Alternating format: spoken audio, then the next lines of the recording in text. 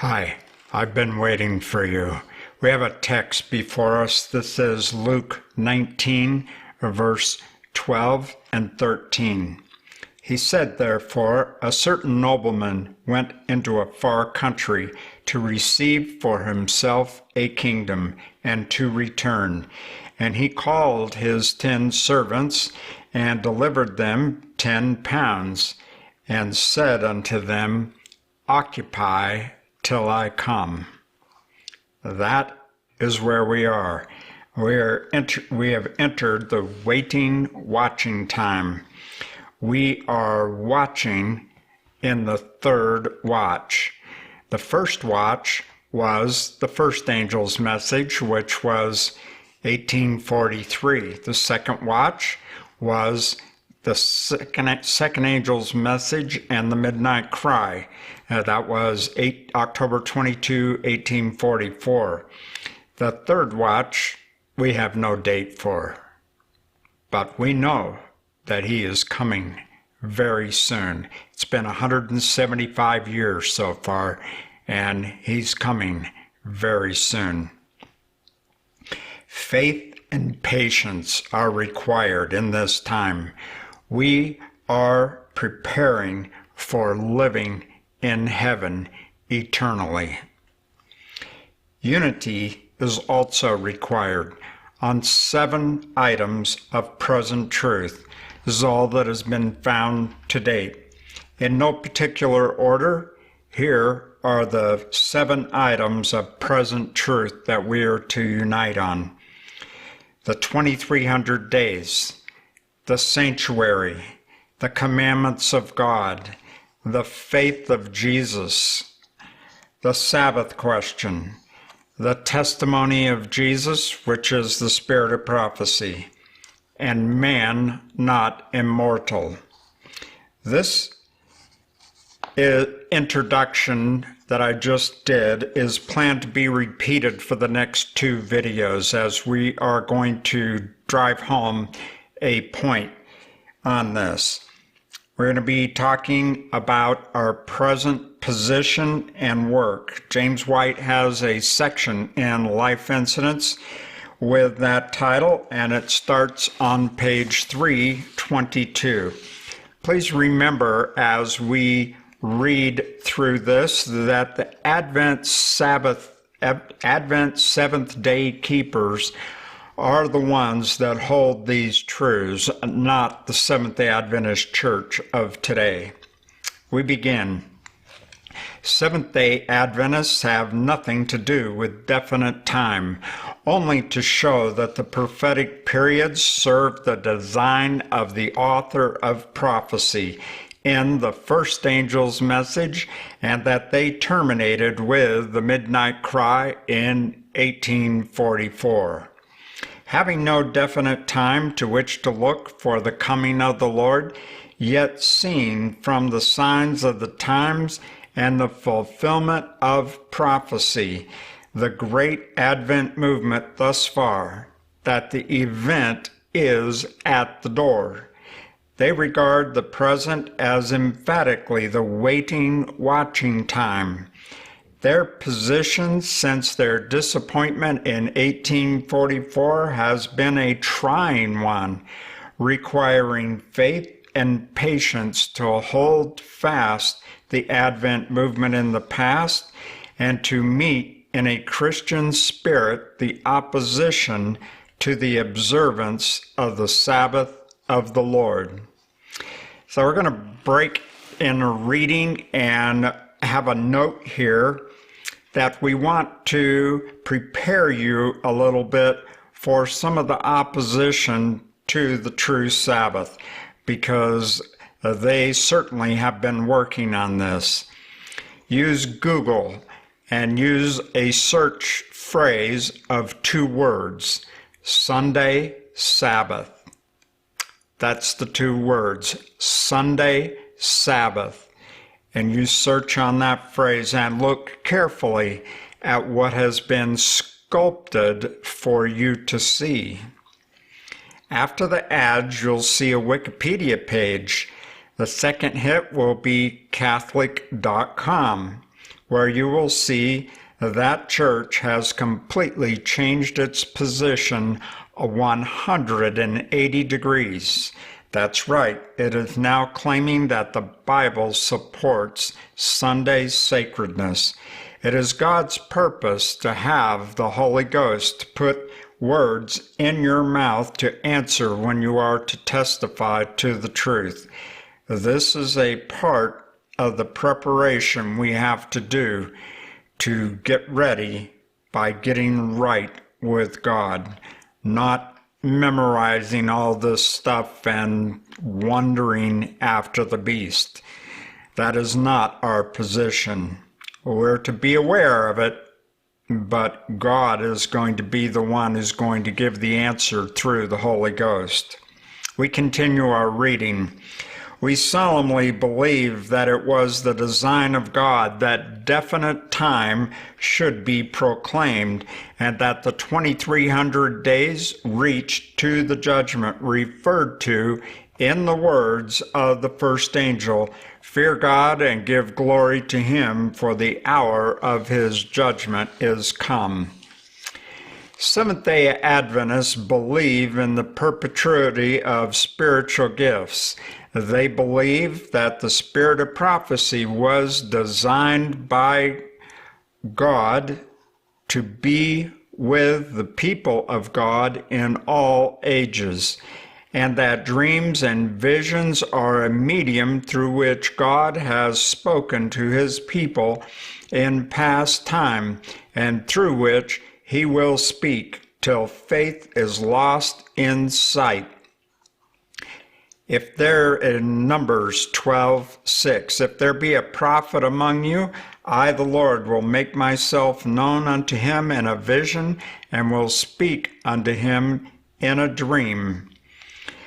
They find no prophecy in the Old Testament pointing to the opening of the Christian age as the time for spiritual gifts to be removed from the people of God, and no declaration in the New Testament that the church would not need them, and that therefore they were about to cease. No, nothing of this kind appears upon the sacred pages. The woman is a symbol of the church, and the remnant of the church represents the Christians of the last generation of men living just prior to the second advent. The dragon makes war on these for keeping the commandments of God, Sabbath and all, and having the testimony of Jesus Christ, which according to the inspired definition of Revelation 19:10 is the spirit of prophecy. Here then are the causes of the dragon's warfare upon the remnant. They teach the observance of the 10 Commandments and the revival of the gifts, and acknowledge the gift of prophecy among them.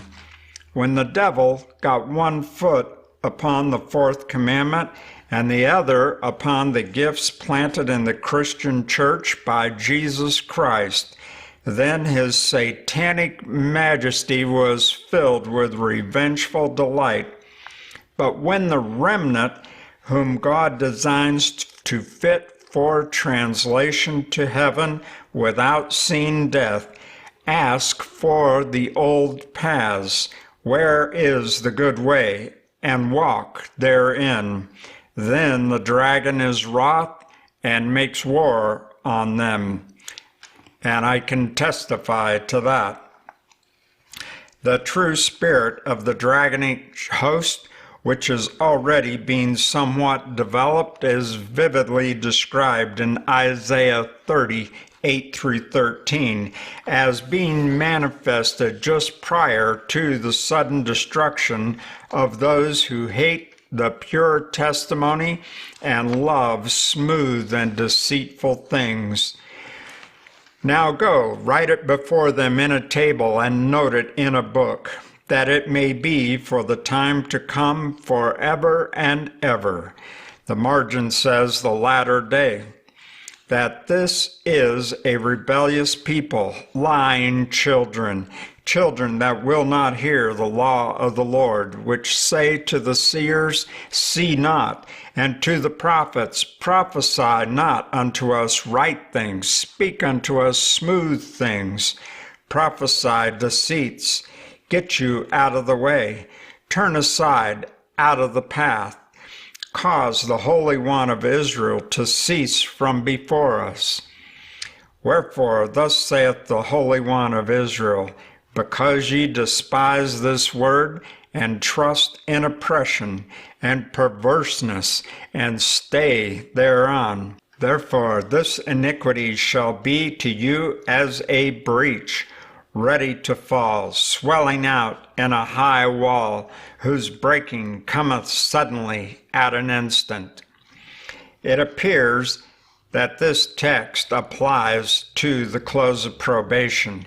We cite Original Testimony number 16, page 94, where we are told that Christ coming as a thief in the night is not his arrival to earth. No, it is the silent closing of probation. And the thief has come and gone, and they suddenly hear mercy's voice no more, and they run to and fro looking for it. We continue, but it is objected that since the volume of inspiration was completed, spiritual gifts has not been needed. Who knows this to be the case? The disciples of Jesus had the law and the prophets, yet needed the manifestations of the gifts of the Holy Spirit. We have both testaments, and who knows that we do not also need the gifts of the Spirit of God? The great design of the sacred scriptures was to give man a perfect rule of faith and practice. God purposed that his people should follow this rule and by it develop characters perfect before him.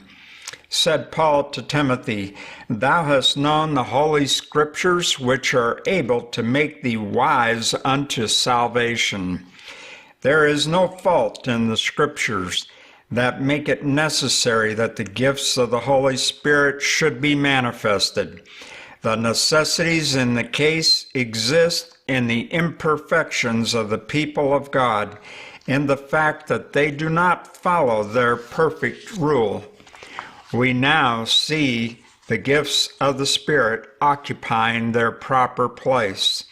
They are not manifested to give a rule of faith and practice. We already have a rule that is perfect in the sacred writings, but in the consequence of the errors of God's people and their deviations in faith and practice from this perfect rule, God, in mercy, manifests the gifts to reprove their errors and lead them to a correct understanding of the Holy Scriptures. This is the position of the gifts. They were not designed to take the place of the Scriptures. They are not given because the Scriptures are an imperfect rule of faith and practice, but in consequence of the errors of God's professed people in departing from the perfect rule which he has given them, the gifts are manifested to correct the erring and point them to the Bible as their lamp and guide. God designed that his people should be one. This was the burden of the prayer of Jesus in John 17. Hear him as he prays in agony, that they all may be one, as thou, Father, art in me, and I in thee, that they also may be one in us, that the world may believe that thou hast sent me. Paul exhorted the Corinthians in the name of Christ to be perfectly joined together in the same mind and in the same judgment. Read 1 Corinthians 1:10, Romans 15:5, Philippians 2:1 and 2, and 1 Peter 3, verse 8, 5, But do we see this unity in those who profess to take the Bible as their rule and reject the gifts? We see divisions, and with many, confusion to the utmost. The fault, however, is not in the Bible. It is in those who fail to follow the teachings of the sacred Scripture. And God, in mercy and condescension infinite, purposes to help them by the gifts. But many of them refuse to be helped in this way, because that in the Bible they have a perfect rule. If they obeyed the sacred Scriptures and walked in unity, both among themselves and with God, they would not need the gifts. But in their confusion and their distance from Christ, while still rejecting the gifts, there is no help for them in God.